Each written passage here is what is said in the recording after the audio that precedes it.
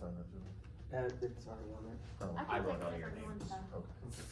Thank you. You taking the floor? Yeah, I'm taking it. Okay.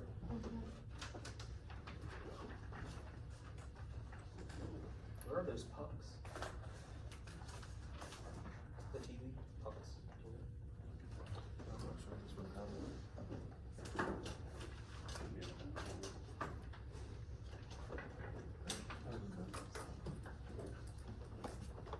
Yeah, if you wanna give your opening statement, we're recording for the, purposes of tracking, so.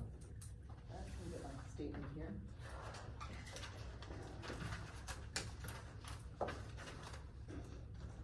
Can start? Yeah. Okay, great.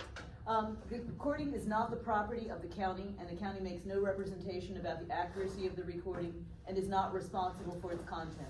The recording is the exclusive property of the union or the recorder, and copies of the recording must be directly requested from the recorder. The county has no obligation under Florida Statute 119, as it is not the county's recording, nor does the county maintain a copy. Thanks. Well, good morning, and it's good to meet you live and in person. Pleasure. See everybody. I'm sure the weather's a little bit warmer here than where most of you came from. Oddly enough, today it was gonna be 60 at home, so. Of course, you're gonna miss it. You'll miss Well, the night. hurricane force winds, so can't have everything. Well, hopefully it'll clear up a little here for you later today.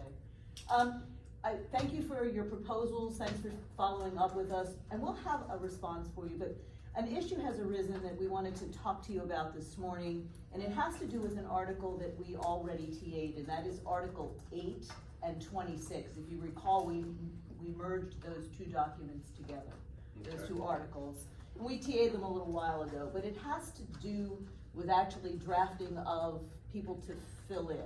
And so what I'd like to do is show you some language that we put together, give you an opportunity to talk about it and think about it. We'll take a caucus, and then we'll have our responses ready for you. But we thought it might be easier just to start with that before we got entrenched in everything else. So if you don't mind, I'll just pass these around Sure. to you.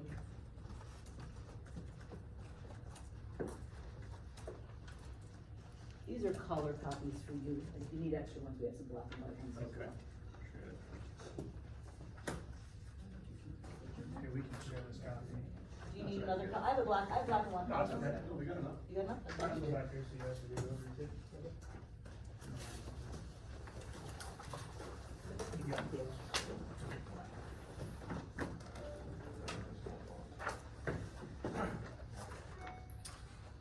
I'm gonna ask Chief Crutchfield to walk through that for you and explain. It's not the entire article, it's only one section under drafts, section 5.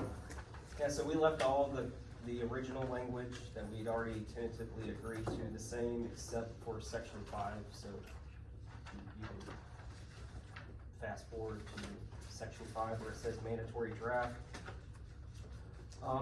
And recently, we completed an employee survey, and overwhelmingly, our folks are not satisfied with the way the drafting policy is now. So this is our effort into changing what we've already agreed to. So I would like to walk through, what, I would like to put on the table, and maybe you guys can mull it over and or come up with something better, but. Sure. So, Can I just for a point of clarification, so this was the result of a survey to the membership? so annually, we do an employee survey. Those results have come in. One of the things that we are gonna be needing to work on is the drafting policy. Every time someone's drafted, it's not being done equitably amongst the 12 and 24-hour shifts. Okay. So, And I think, we understand if you don't wanna reopen the article, we already TA'd. But what will happen is we're gonna have to sit down with you at some point in time and talk about a different way to do it. Well, no, I'm not opposed to, Yeah. I mean, the contract's open. If it's something that's fair and equitable to both sides, I don't have an issue going back. That's foolish to wait till it's done and then do it Exactly. for you. I just want to ensure that, my radar always goes up when we start saying that management's talking to employees and coming back with ideas, and now we want to change T8 articles based on that. I start to smell a little direct dealing, so. Sure, no, I that just wanna wasn't the make intent. sure that this was part of a larger survey. Yep, it's a Okay. survey we ask that every year, it's the same time of the year, usually between January and February. It helps align the strategic goals of the division to what management needs to work on. A lot of times, those goals, we share with the union leadership and say, hey, this, and this has been notified, or this has been identified, and this is what we wanna work on for the year. That's all. And inside that survey, the comments, there is a lot about a lot of things, but one of the things is drafting, so. Yeah, is that survey available to the union to review? In the past, we'd always shared like the aggregate results and not the comments itself, and I'm okay to do that. The only reason why I'm not in favor of sharing the comments is because it directly speaks to individuals. Hmm.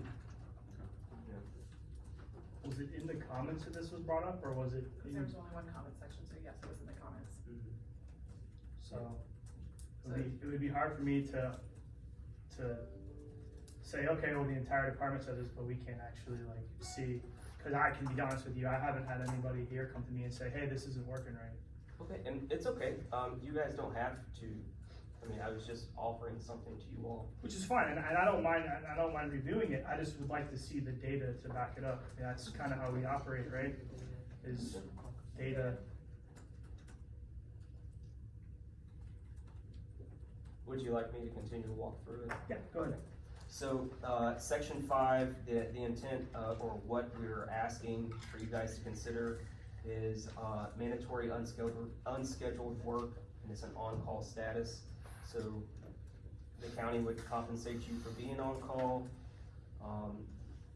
The intent would be that you guys would bid your on-call shift every quarter through, the way vacation bidding occurs now. And if telestaff ever comes to fruition here, it would just be done electronically. There's, for the specialty paramedic, charge paramedic, you need 3 days a quarter. For EMT paramedic, EMT or a paramedic, you need 4 days a quarter. And what that says is you're up to be drafted on those slots. You're able to swap, you're able to trade, you're able to find your own coverage through this. But instead of rotating through the draft list, this allows the employee to pick when they are gonna be drafted.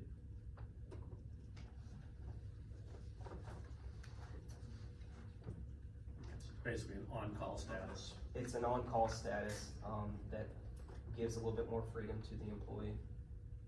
That way they're not finding out, the day of. All right. And just to ask questions, and maybe it's in here. Okay, so it does continue on the back page here.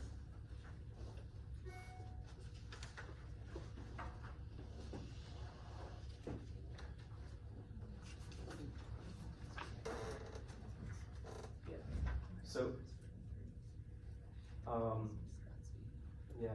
Clint, do you mind explaining to Scott how the drafting works today? As it works now, it's a list, it rotates daily, you're on top of the list. Yeah. Reverse ordered seniority draft list, yeah. And I, that's the common one. I do have contracts that have, pre-signed up, on-call days like you're proposing here, so, I'm not unfamiliar with the concept. And I'll read through it, but in looking through, you're signing up for a 12 or a 24 based on your current schedule? It's just a 24 hours period of time. Okay, so a person on a 12-hour shift would have a 24-hour period where he may or may not be utilized? Yeah, Would and it that's, be for a like shift, correct? well, it's for a 12-hour block, so the day is a 24-hour block of period. And right now what's happening is the 24-hour employees are getting drafted for 12-hour spots because of how the schedule rotates. Okay. Now, is it an issue of unfamiliarity by the district chiefs with how to draft a 12-hour employee? Or is it that it just so happens that it's the second day where there's no 12-hour employee available that the draft is occurring? It's the second day. Okay. And some of that, and you're right, Clint, some of that is, with shift balancing, but the problem is it's gonna be ongoing. It's the way the schedule rotates. So the 24-hour employee is always gonna be, predominantly drafted to the 12-hour spot. Alright.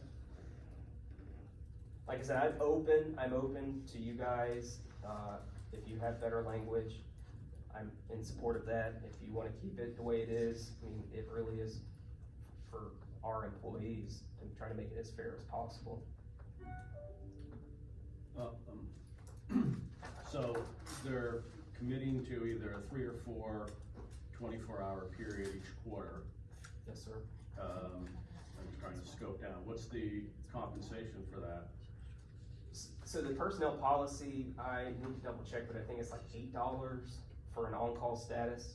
No, It's up to 3 it's- paid hours at your yeah. straight pay Yeah, Oh, up to for a 3. 24 hour. There you go. So if you're on call For for an 12 hours, 8-hour you get paid for time. 1 hour for being on call. The only time it's really worth it to be on call is if you sign up for a 24-hour on call and you get 3 hours of straight pay. But it doesn't count as hours worked for the purposes of overtime. Okay, and then if you're utilized for an overtime shift, you get that pay and your regular rate? Well, then you would come, we had, talked about another article for double time, I believe. So the 24-hour employees would get 2 times the rate. You know, that's what I'm saying, but let me back up one question before that then. So I agree that my 24-hour period is noon today to noon tomorrow, just for simplicity's sake. Noontime rolls around, you don't need me. What length into that 24-hour period am I still on the hook for being utilized? The full 24 hours. The full 24, so I could get called in on the last 3 hours to cover something that, Yeah. that didn't happen. And it's getting really tricky because we're trying to staff to the bell curve of when we need units. We have staggered shifts, right? So what is happening is people are calling out on like the 9 and 10 o'clock time frame, but the off-going shift has already went home. So when we don't draft to, like we don't draft someone to fill an open spot, like because we think it's gonna happen, we can only draft if it happens. Yeah. So that, Yeah, at that point, you've got somebody that's called out, there's no. and now we're browning out trucks, Yeah. and, Well, and again, I'm gonna talk to the team on our caucus and see how they feel about that. Now, this is the combined 8 and 26. 20, and this is the only proposed change? yeah, everything else was fine, and, you know, I feel that we need to find a better way to mandatory draft employees. Now, I think Clint asked a question that I didn't catch the answer, I apologize, but, I thought I heard Clint ask if it is really a logistical issue or just a issue of some supervisors not understanding how to manage the draft, or?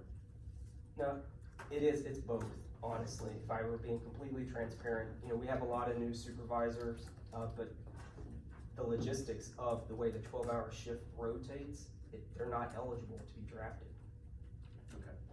So hopefully Clint can walk you through that a little bit better when we leave the room, but. Yeah, no, and again, I just wanna listen to all sides. So even if it's followed perfectly, as it's described in the contract, it still creates an issue of you've got people calling out when you have nobody else to. Yes, sir. Okay, all right. No, we'll definitely talk about that and at least give it some consideration. The only other question I have is, you have 3 days per quarter for specialty and charge paramedics, 4 days per quarter for EMT paramedic. Yeah, it's a staffing ratio. Okay, so you find yourself needing you have more openings, or you have more positions for EMTs than we have for charge medics and specialty charge paramedics? Yeah. Is that to account for the BLS? Okay, Yeah. alright. And is that premised on just the current staffing, or if you were at full staffing, you'd still need that? Full staffing. Okay. I think, and I have to look at it for sure, and especially charge paramedic section for FTOs, isn't there something in there that deals with FTO Getting coverage? pulled, yeah. No, I can't remember if it's part of this article or a different article where they're supposed to cover, like if a FTO calls out, it's an FTO that gets pulled, that gets drafted to cover FTOs. Correct, and that's not being Is that being utilized. treated as a special or a, Because another they're- classification? Well, they're a specialty paramedic, so I just wanna make sure that there's not other language in the specialty charge paramedic article that needs to be looked at also at the same time as this. I don't have that answer. Okay. Yeah, I'll find it. We can look at it then. Yeah. We'll look at that too during the caucus.